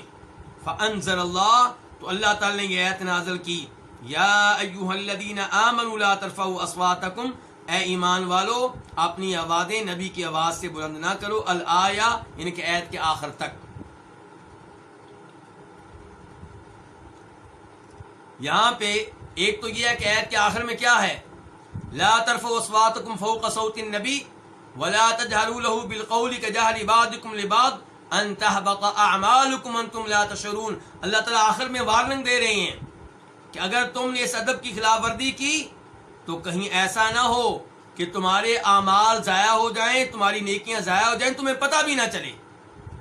اب نیکیاں ضائع ہوں گی تو کیا ہوگا؟ جنت سے محروم، جہنم میں جائیں گے. دوسرا یہاں پہ مسئلہ یہ ہے کہ میں نے کہا تھا راوی کون ہے؟ ابن ابی ملیکہ. اور وہ کون ہے؟ تابعی ہیں. تابعی حدیث بیان کریں تو وہ ضعیف قرار پاتی ہے، مرسل قرار پاتی ہے، کیونکہ تابعی تو اللہ کے رسول کے زمانے میں نہیں تھے صلی اللہ علیہ وسلم. تو اسی لیے امام بخاری کہتے ہیں اس روایت کے آخر میں قال ابن الزبیر، کہ عبداللہ بن زبیر کہتے ہیں. اور یہ کون کہہ رہے ہیں؟ امام بخاری کس سے روایت کرتے ہیں؟ ابن ابی ملیکہ سے. کہ ابن ابی ملیکہ آخر میں کہتے ہیں کہ ابن زبیر نے کہا، وہ کون ہے؟ عبداللہ بن زبیر. تو اب پتا چلا کہ یہ روایت ابن ملیکہ نے کس سے لی تھی؟ عبداللہ بن زبیر سے لی تھی. تو اب روایت کیا ہو گئی؟ متصل ہو گئی، ضعیف نہ رہی بلکہ صحیح ہو گئی. تو عبداللہ بن زبیر کہتے ہیں فما کان عمر یسمع رسول اللہ صلی اللہ علیہ وسلم بعد هذه الآیہ حتی یستفہمہ. عبداللہ بن زبیر کہتے ہیں کہ جناب عمر فاروق نبی علیہ الصلوۃ والسلام کو اس آیت کے نازل ہونے کے بعد اپنی آواز نہیں سناتے تھے، اتنی آہستہ آواز میں بولتے تھے کہ اللہ کے رسول ان کی بات صحیح معنوں میں سمجھ نہیں سکتے تھے. تو عمر اللہ کے رسول کو اس آیت کے نازل ہونے کے بعد اپنی آواز نہیں سناتے تھے، حتی یستفہمہ، یہاں تک کہ نبی علیہ الصلوۃ والسلام ان سے وضاحت طلب کرتے، ان سے پوچھتے کہ آپ نے کیا کہا ہے. حتی یستفہمہ، یہاں تک کہ آپ ان سے جناب عمر سے سوال کرتے، وضاحت طلب کرتے کہ کیا کہا آپ نے. ولم یذکر ذالک، اور انہوں نے اس بات کا تذکرہ نہیں کیا. کنہوں نے؟ عبداللہ بن زبیر نے. عبداللہ بن زبیر نے جناب عمر فاروق کے بارے میں تو وضاحت دے دی کہ بہت آہستہ بولتے تھے اس واقعے کے بعد، اس آیت کے نازل ہونے کے بعد، حتیٰ کہ اللہ کے رسول کو دوبارہ پوچھنا پڑتا کہ آپ نے کیا کہا ہے. لیکن ایسی کوئی بات عبداللہ بن زبیر نے اپنے باپ کے بارے میں نہیں کہی. ان کے باپ کون ہیں؟ ان کے باپ سے مراد یہاں پہ ان کے نانا ہیں. کون؟ ابو بکر. یہ واقعہ کن کے مابین ہوا تھا؟ ابو بکر و عمر کے مابین. جناب عمر کے بارے میں تو عبداللہ بن زبیر وضاحت دے رہے ہیں کہ اس کے بعد بہت آہستہ بولتے تھے اور اللہ کے رسول کو سوال کرنا پڑتا. لیکن ایسی کوئی بات انہوں نے اپنے والد، اپنے باپ کے بارے میں نہیں کہی. باپ سے مراد یہاں پہ کون ہے؟ نانا. اور نانا بھی باپ ہی ہوتا ہے، ماں کا باپ. ولم یذکر، اور انہوں نے ذکر نہیں کی. کنہوں نے؟ عبداللہ بن زبیر نے. ذالک، یہ چیز.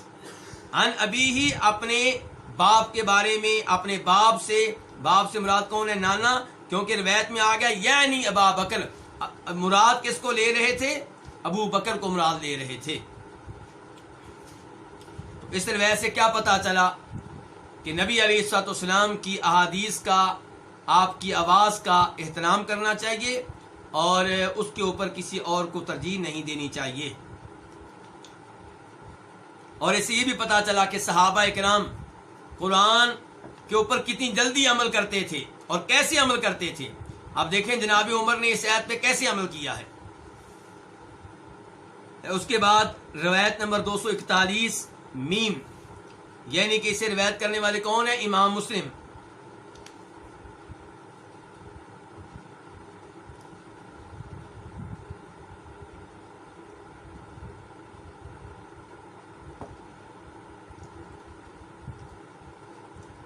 روایت امام مسلم کس سے روایت لے رہے ہیں؟ انس بن مالک رضی اللہ تعالیٰ عنہ سے، انہ قال، کہ انہوں نے کہا. کنہوں نے؟ انس بن مالک نے.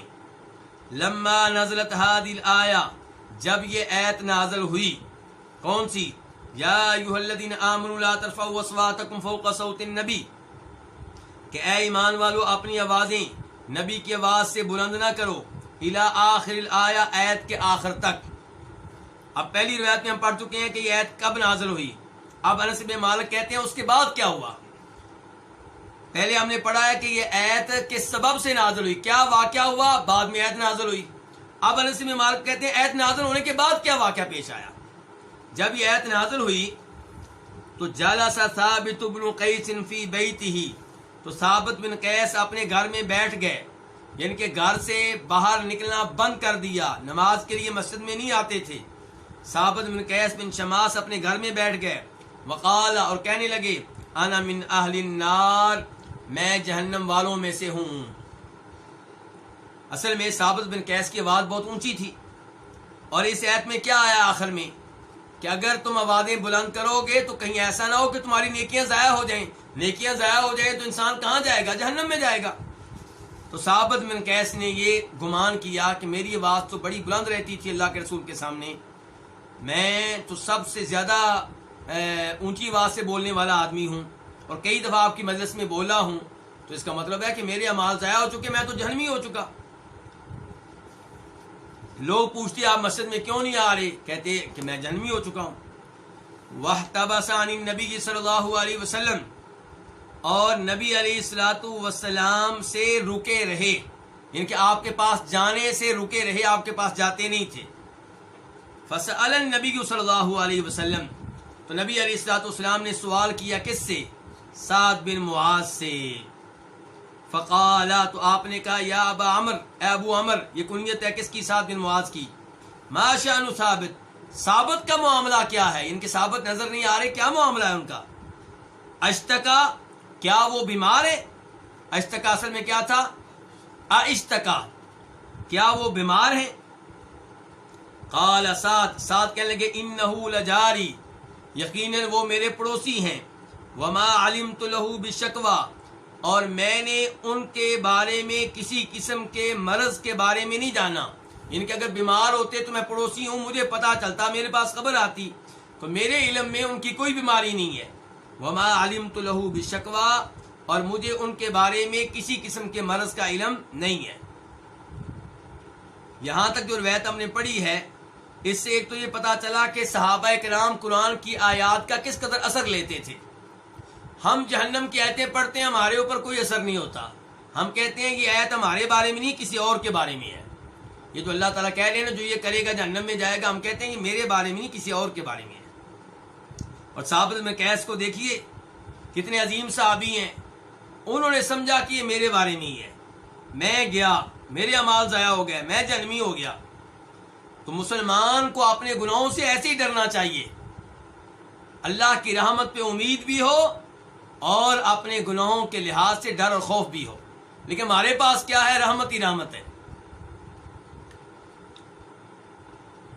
اور دوسرا پتا چلا نبی علیہ الصلوۃ والسلام کیسے صحابہ کرام سے پیار کرتے تھے، کیسے ان کا خیال رکھتے تھے، کیسے ان کا جائزہ لیتے رہتے تھے۔ اور تیسرا اسے پتا چلا کہ جماعت کے ساتھ نماز پڑھنے کا جو اللہ نے حکم دیا ہے، اس کے فوائد میں سے ایک فائدہ یہ بھی ہے کہ مسلمان ایک دوسرے کے حالات کا جائزہ لیتے ہیں، ایک دوسرے سے ملتے ہیں، جو نہ آئے اس کے بارے میں پوچھتے ہیں۔ قال، تو کہا کس نے؟ جناب انس کہتے ہیں اس حدیث کے راوی کہ فَأَتَاهُ سَعْدٌ، تو سعد ان کے پاس آئے، کن کے پاس؟ ثابت بن قیس کے پاس۔ فَذَكَرَ لَهُ قَوْلَ رسول اللہ صلی اللہ علیہ وسلم، تو ان سے تذکرہ کیا نبی علیہ الصلوۃ والسلام کے فرمان کا کہ اللہ کے رسول تمہارے بارے میں پوچھ رہے تھے۔ فقال ثابت، تو ثابت نے کہا انزلت هذه الآیہ، یہ آیت نازل ہو چکی ہے۔ کون سی؟ یا ایھا الذین آمنوا لا ترفعوا اصواتکم، کہ اپنے نبی کی آواز سے آواز بلند نہ کرو۔ وَلَقَدْ عَلِمْتُمْ، اور یقیناً تمہیں پتا ہے، تم لوگوں کو معلوم ہے کہ انی من ارفعکم صوتا علی رسول اللہ، میں تم میں سے سب سے بڑھ کر اونچی آواز والا ہوں اللہ کے رسول کے پاس۔ میری آواز سب سے زیادہ بلند ہوتی رہی ہے اللہ کے رسول کے پاس، اور اللہ نے کہہ دیا ہے کہ تم اپنی آوازیں اللہ کے رسول کی آواز سے بلند کرو گے تو کہیں ایسا نہ ہو کہ تمہاری اعمال ضائع ہو جائیں، تمہیں پتہ بھی نہ چلے۔ فَأَنَا مِنْ أَهْلِ النَّارِ، چنانچہ میں جہنم والوں میں سے ہوں۔ فَذَكَرَ ذَلِكَ سَعْدٌ لِلنَّبِيِّ صلی اللہ علیہ وسلم، تو یہ بات ذکر کی، یہ جواب جو دیا تھا کس نے؟ ثابت بن قیس نے، تو یہ جواب ذکر کیا سعد نے نبی علیہ الصلوۃ والسلام سے کہ وہ یہ کہہ رہے ہیں۔ فقال رسول اللہ صلی اللہ علیہ وسلم، تو رسول اللہ صلی اللہ علیہ وسلم نے فرمایا بل ہوا من اہل الجنہ، بلکہ وہ اہل جنت میں سے ہے، وہ جنت والوں میں سے ہے، وہ جنت میں جائے گا۔ تو یہاں پہ جنتی کس کو قرار دیا آپ نے؟ ثابت بن قیس کو۔ اور ہم کہتے ہیں جنتی کتنے ہیں؟ عشرہ مبشرہ۔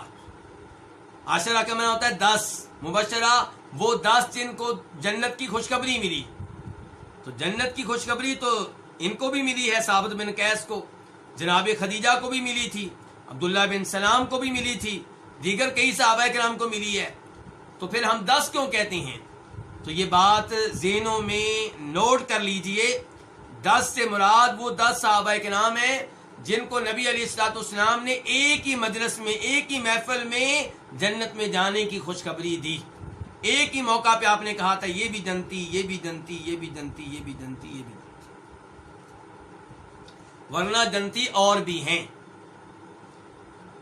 اس کے بعد زاد فی روایتن، ایک روایت میں یہ اضافہ آیا ہے کیا کہ فَكُنَّا نَرَاهُ، کہ انس بن مالک کہتے ہیں کہ فَكُنَّا نَرَاهُ يَمْشِي بَيْنَ أَظْهُرِنَا رَجُلٌ مِّنْ أَهْلِ الْجَنَّةِ، کہ ہم انہیں گمان کرتے تھے، کن کو؟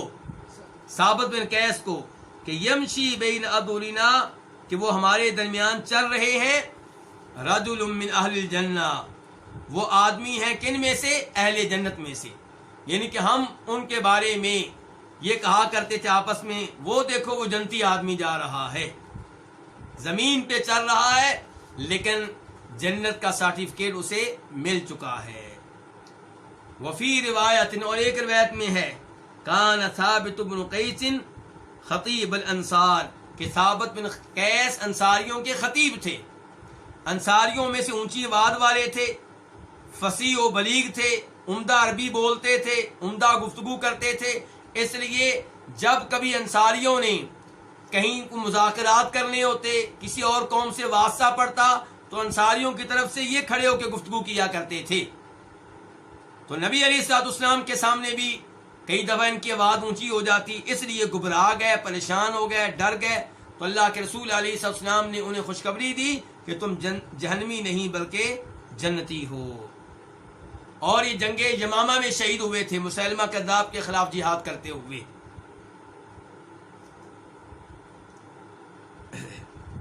تو آپ اندازہ کریں کہ قرآن صحابہ کرام پہ کس قدر اثر کرتا تھا۔ عمر فاروق نے وہ ایت سنی تو اللہ کے رسول کے سامنے اتنی آستہ آواز سے بولتے تھے کہ اللہ کے رسول کو پوچھنا پڑتا کہ عمر کیا کہہ رہے ہو۔ اور ثابت بن قیس پہ قرآن نے کیا اثر ڈالا کہ گھر میں بیٹھ گئے، اللہ کے رسول کی مجلس میں آنا ترک کر دیا اور اپنے آپ کو جہنمی سمجھنا شروع کر دیا۔ سورۃ الحدید، اب ہم آتے ہیں سورہ حدید کی طرف۔ قولہ تعالی، اللہ تعالیٰ فرماتے ہیں، الم یأن للذین آمنوا ان تخشع قلوبہم لذکر اللہ، الم یأن، کیا وقت نہیں آیا، للذین آمنوا، مومنوں کے لیے، کیا مومنوں کے لیے وقت نہیں آیا؟ کس بات کا وقت نہیں آیا؟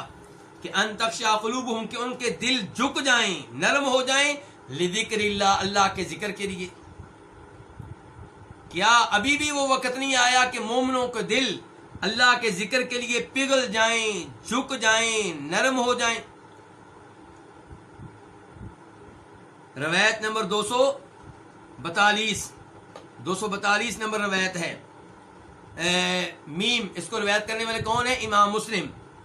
عن ابن مسعود رضی اللہ عنہ قال، عبداللہ بن مسعود سے روایت ہے، وہ کہتے ہیں، ما کان بین اسلامنا وبین ان عاتبنا اللہ بهذه الآیہ الم یأن للذین آمنوا ان تخشع قلوبهم لذکر اللہ الا 4 سنین۔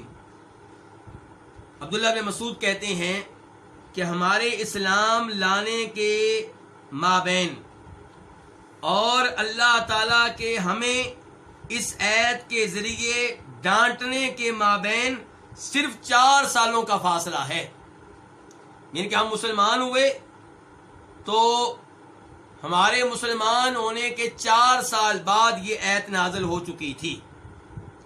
تو عبداللہ بن مسعود کیا کہتے ہیں؟ تو اس ایت میں اللہ نے عتاب کیا، ناراضگی کا اظہار کیا مومنوں پہ کہ ان کے دل اللہ کے ذکر کے لیے صحیح طرح نرم کیوں نہیں ہوتے۔ تو عبداللہ بن مسعود بتا رہے ہیں کہ ایت کب نازل ہوئی، کہنا چاہتے ہیں ہمارے مسلمان ہونے کے بعد 4 سالوں کے اندر اندر یہ ایت نازل ہو چکی تھی۔ تو دوبارہ ترجمہ کرنا چاہوں گا، عبداللہ بن مسعود سے روایت ہے، وہ کہتے ہیں کہ ہمارے اسلام لانے اور اللہ تعالیٰ کے ہمیں اس ایت کے ذریعے عتاب کرنے، ڈانٹنے کے مابین صرف 4 سالوں کا فاصلہ ہے۔ کون سی ایت؟ الم یأن للذین آمنوا ان تخشع قلوبہم لذکر اللہ۔ اس کے بعد سورۃ الحشر، ایت نمبر 9، اللہ تعالیٰ فرماتے ہیں، وَيُؤْثِرُونَ عَلَىٰ أَنفُسِهِمْ وَلَوْ كَانَ بِهِمْ خَصَاصَةٌ۔ وَيُؤْثِرُونَ، یہاں پہ تذکرہ کن کا ہو رہا ہے؟ پہلے یہ جان لیں، تذکرہ ہو رہا ہے انصاریوں کا، اس سے پہلی آیت میں اللہ نے تذکرہ کیا مہاجرین کا، ان کی شان بیان کی، ان کا مقام بیان کیا، اور پھر اللہ نے تذکرہ کیا انصاریوں کا۔ اللہ تعالیٰ کہہ رہے ہیں وَيُؤْثِرُونَ، یہ ترجیح دیتے ہیں کون؟ انصاری، عَلَىٰ أَنفُسِهِمْ، اپنے آپ پہ، کس کو ترجیح دیتے ہیں؟ اوروں کو، وَلَوْ كَانَ بِهِمْ خَصَاصَةٌ، اگرچہ انہیں شدید حاجت ہو، خصاصہ شدید حاجت ہو، یعنی کہ اگرچہ انہیں کسی چیز کی شدید حاجت ہو، ان کو پتہ چلے کسی اور مسلمان بھائی کو اس چیز کی حاجت ہے تو اسے اپنے اوپر ترجیح دیتے ہیں، اسے کہتے ہیں بھی تم لے لو، کھانا کم ہو، خود بھوک لگی ہو، پتہ چلے کوئی مہمان ہے، کوئی بھوکا ہے، کھانا اس کو دے دیں گے، خود بھوک کو برداشت کر لیں گے۔ تو یہ انصاریوں کی شان اللہ نے بیان کی ہے کہ وَيُؤْثِرُونَ، یہ ترجیح دیتے ہیں عَلَىٰ أَنفُسِهِمْ، اپنے آپ پہ، کس کو؟ اوروں کو، وَلَوْ كَانَ بِهِمْ خَصَاصَةٌ، اگرچہ انہیں شدید حاجت ہو۔ حدیث نمبر 243 قاف، اس حدیث کے روایت کرنے پہ اتفاق ہے کس کا؟ امام بخاری کا اور امام مسلم کا۔ عن ابی ہریرہ رضی اللہ عنہ، جناب ابو ہریرہ رضی اللہ عنہ سے روایت ہے، ان رجلا اتى النبی صلی اللہ علیہ وسلم، کہ بے شک ایک آدمی نبی علیہ الصلوۃ والسلام کے پاس آیا، فبعث الى نسائه، یہاں پہ چند الفاظ نہیں ہیں جو دوسری روایت میں آئے ہیں، وہ بھی بخاری کی روایت ہے کہ وہ آدمی آپ کے پاس آیا اور اس نے کہا اللہ کے رسول مجھے شدید بھوک لگی ہے، بھوک کی وجہ سے میرا برا حال ہے۔ فبعث، تو آپ نے پیغام بھیجا، الی نسائی، اپنی بیویوں کی طرف۔ کیا پیغام بھیجا ہوگا؟ کہ کوئی کھانے پینے کی چیز ہے، مہمان آیا ہے۔ فقلنا، تو انہوں نے کہا، کنہوں نے؟ بیویوں نے، ما معنا الا الماء، ہمارے پاس پانی کے علاوہ کچھ نہیں ہے۔ میری مائیں بہنیں، میری بیٹیاں اس روایت کو دھیان سے سنیں۔ نبی علیہ السلام کی بیویاں کائنات کی افضل ترین عورتیں، اللہ کے رسول نے ایک ایک بیوی کی طرف پیغام بھیجا، ہر بیوی کا جواب تھا پانی کے علاوہ ہمارے گھر میں کچھ نہیں ہے۔ اللہ اکبر۔ پھر بھی شکر گزار اللہ کی بھی اور اپنے خاوند کی بھی۔ اور ہماری آج کل کی کئی عورتیں، فریزر بھرا ہوا ہوگا، گھر میں بہت سی چیزیں ہوں گی، بس کوئی خاص چیز کھانے کو دل چاہ رہا ہے، خامند لے کر نہ آئے تو ناراض ہو جاتی ہیں، نہ شکری کرتی ہیں، برا بلا کہتی ہیں۔ ما معنا الا الماء، تو کیا کہہ رہی ہیں یہ اللہ کے رسول کی بیویاں؟ ہمارے پاس نہیں ہے الا الماء، سوائے پانی کے، ہمارے پاس نہیں ہے مگر پانی۔ فقال رسول اللہ صلی اللہ علیہ وسلم، تو نبی علیہ السلام نے فرمایا، من یضم او یضیف ھذا، کون اس کو اپنے ساتھ ملائے گا؟ کس میں؟ کھانے کے معاملے میں۔ من یضم، ضم یضم ملانا ہوتا ہے، کون ملائے گا کس کو؟ یعنی کہ اس مہمان کو اپنے ساتھ، یعنی کہ اپنے ساتھ لے جائے، کھانا کھلائے، خود بھی کھائے، اپنے ساتھ کھلا لے اس کو بھی۔ من یضم، کون اس کو ملائے گا، او یضیف، یا کون اس کی ضیافت کرے گا۔ اس کی کس کا معنی؟ ھذا کا، ھذا جو بعد میں آیا ہے۔ تو راوی بھول گئے ہیں کہ اللہ کے رسول نے یضم کا لفظ بولا تھا یضیف کا، یعنی کہ آپ نے کہا تھا کون اس کو اپنے ساتھ ملائے گا، یا آپ نے کہا تھا کون اس کی ضیافت کرے گا، کون اس کی میزبانی کرے گا۔ فقال رجل من انصار، تو انصاریوں میں سے ایک آدمی نے کہا، انا، میں۔ اور یہ آدمی کون تھے؟ مسلم شریف کی روایت میں وضاحت آتی، ابو طلحہ تھے، ام سلیم کے شوہر۔ ام سلیم کون ہے؟ انس بن مالک کی والدہ۔ تو انصاریوں میں سے ایک آدمی نے کہا، انا، میں۔ فانطلق به الى امرأته، چنانچہ وہ آدمی به، اس مہمان کو لے گئے، الى امرأته، اپنی بیوی کی طرف، اپنے گھر لے گئے۔ فقال، اور کہا، اکرمی ضیف رسول اللہ صلی اللہ علیہ وسلم، اللہ کے رسول علیہ السلام کے مہمان کی عزت کرو، یہ اللہ کے رسول کے مہمان ہیں، بڑے عظیم مہمان اللہ کے رسول کے۔ فقالت، تو اس بیوی نے کہا، ما عندنا الا قوت صبیانی، ہمارے پاس میرے بچوں کی خوراک کے علاوہ کوئی خوراک نہیں ہے، میرے بچوں کے کھانے کے علاوہ کوئی کھانا نہیں ہے۔ فقال، تو خاوند نے کہا، حیئی طعامک، اپنا کھانا تیار کرو، بناؤ، پکاؤ۔ وَأَصْبِهِ سِرَاجَكَ، اور اپنے چراغ کو روشن کر دو. کھانا بنا لینا اور اس کے بعد اپنے چراغ کو روشن کر دینا. وَنَوِّمِ صِبْيَانَكَ اِذَا أَرَادُوا عَشَاءً، اور جب بچے رات کا کھانے چاہیں، رات کا کھانا چاہیں، رات کا کھانا مانگیں، تو اپنے بچوں کو سلا دینا. نومی سلا دینا صبیانہ کے اپنے بچوں کو، اذا ارادوا عشاء جب وہ رات کا کھانا چاہیں مانگیں. فہیا طعامها، چنانچہ اس عورت نے اپنا کھانا تیار کیا. لو جی، اس عورت نے فوری طور پہ خاوند کا مشورہ مان لیا، بات مان لی. اور آج کل کی کئی مائیں بہنیں ایسی ہیں کہ ان میں سے کسی کے ساتھ یہ معاملہ پیش آتا تو اس نے کیا کہنا تھا؟ اس نے خاوند کی ٹھیک ٹھاک بےزتی کرنی تھی. تجھے شرم نہیں آتی؟ چھوٹے چھوٹے بچے بھوکے مریں اور تو اپنے گھر میں روز مولویوں کو لے آتا ہے، طالب علموں کو لے آتا ہے، درویشوں کو لے آتا ہے. میں تنگ آ گئی ہوں تیری حرکتوں سے. لیکن یہ عظیم خاتون خاوند سے کہتی ہیں بالکل ٹھیک ہے. فہیا طعامها، چنانچہ اس عورت نے اپنا کھانا تیار کیا. وَأَصْبَحَ سِرَاجَهَا، اور اپنے چراغ کو روشن کر دیا، جلا لیا. وَنَوَّمَ صِبْيَانَهَا، اور اپنے بچوں کو سلا دیا. ثُمَّ قَامَتْ، یعنی کہ بھوکا سلا دیا. ثُمَّ قَامَتْ، پھر یہ خاتون کھڑی ہوئیں. كَأَنَّهَا تُصْلِحُ سِرَاجَهَا، گویا کہ وہ اپنے چراغ کو درست کر رہی ہیں. فَأَطْفَأَتْهُ، تو اس کو بجھا دیا. اللہ اکبر، جان بوجھ کے اس کو بجھا دیا ہے. اور بہانہ کیا کیا کہ میں ٹھیک کر رہی ہوں. کیوں بجھایا ہے؟ تاکہ مہمان اکیلا کھانا کھائے اور وہ سمجھے کہ ہم بھی کھانے میں شریک ہیں، اور وہ شرمائے نہیں اور کھانا کھا لے، اور ہم ساتھ زہر کریں گے کہ ہم بھی کھانا کھا رہے ہیں لیکن ہم نہیں کھائیں گے، صرف مہمان کھائے گا. فَجَعَلَا يُرِيَانِهِ، تو وہ دونوں اسے زہر کرنے لگے، اس کے سامنے زہر کرنے لگے کہ انہما یاکلان، کہ وہ دونوں بھی کھا رہے ہیں. فباتا طاویین، دونوں نے خالی پیٹ رات گزاری، خاوند بیوی دونوں نے خالی پیٹ رات گزاری. فلما اصبحا، جب صبح ہوئی، غدا، تو یہ میزبان صحابی ابو طلحہ غدا الی رسول اللہ، اللہ کے رسول علیہ الصلوۃ والسلام کے پاس آئے. فقال، تو آپ نے کہا، ضحک اللہ اللیلہ، رات اللہ تعالیٰ مسکرائے ہیں، رات اللہ تعالیٰ ہنسے ہیں. او عجیبہ، یا آپ نے کہا عجیبہ من فعالکما، اللہ تعالیٰ نے تعجب کیا ہے من فعالکما، تمہارے کارنامے پہ. جو کارنامہ آج رات تم دونوں نے سر انجام دیا ہے، اللہ تعالیٰ اس پہ مسکرائے ہیں یا اللہ نے اس پہ تعجب کیا ہے.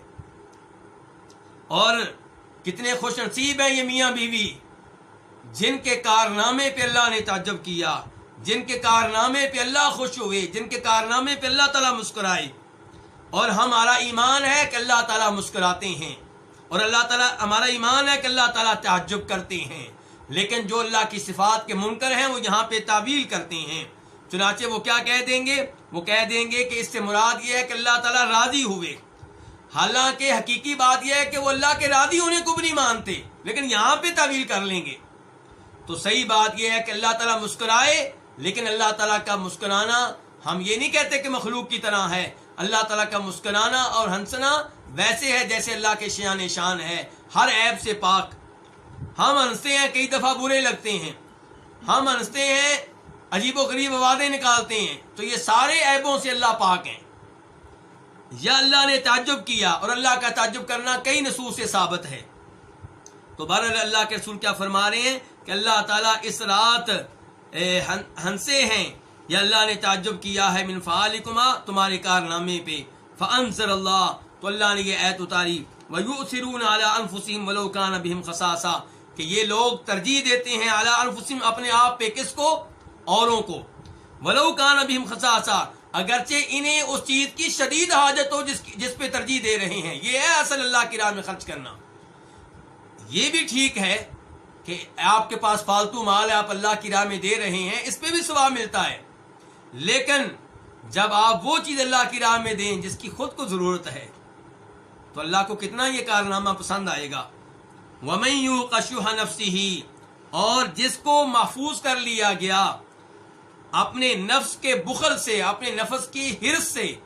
شح اس کنجوسی کو کہتے ہیں جس میں ہرس بھی ہو، اعلیٰ درجے کی کنجوسی، یعنی کہ ہر نفس میں کنجوسی رکھی ہوئی ہے، لیکن جس کو اپنے نفس کی کنجوسی سے بچا لیا گیا تو وہی لوگ کامیاب ہیں. کامیاب وہ ہے جس کے نفس میں اعلیٰ درجے کی کنجوسی نہ ہو، تھوڑی بہت تو رہتی ہے. اللہ رب العزت سے دعا ہے کہ اللہ تعالیٰ ہمیں قرآن کریم کی تفسیر جاننے کی توفیق دے، نبی علیہ السلام کی احادیث بڑے ہی پیار اور محبت کے ساتھ پڑھنے کی توفیق دے، اور ان سے اخذ ہونے والے مسائل اور احکام انہیں سمجھنے کی اور دوسروں کو بتانے کی اور ان پہ عمل پیرا ہونے کی توفیق دے. اللہ تعالیٰ آپ سب کو جزائے خیر دیں کہ آپ اپنا قیمتی وقت دیتے ہیں. اللہ آپ کے وقت میں، آپ کی اولاد میں، آپ کے رزق میں برکتیں ڈالے. اور میرے وہ تمام دوست جو اس درس کے انتظامات کا حصہ ہیں، ریکارڈنگ کرتے ہیں اور زوم کا بندوبست کرتے ہیں، نگرانی کرنے والے ہمارے شیخ صاحب ہیں، دیگر احباب ہیں، جتنے بھی محنت کرنے والے ہیں جن کو اللہ جانتا ہے، سب کی محنتیں اللہ قبول فرمائے. بلکہ روش بھائی نے تذکرہ کیا تھا، ندیم بھائی فوت ہو چکے ہیں اور بہت ہی محبت کرتے تھے ایسے دروس سے اور بہت ہی پیار کرنے والے تھے دین کے طالب علموں سے. اللہ تعالیٰ انہیں جنت میں اعلیٰ مقام عنایت فرمائے، ان کی قبر کو منور فرمائے. وآخر دعوانا الحمد للہ رب العالمین.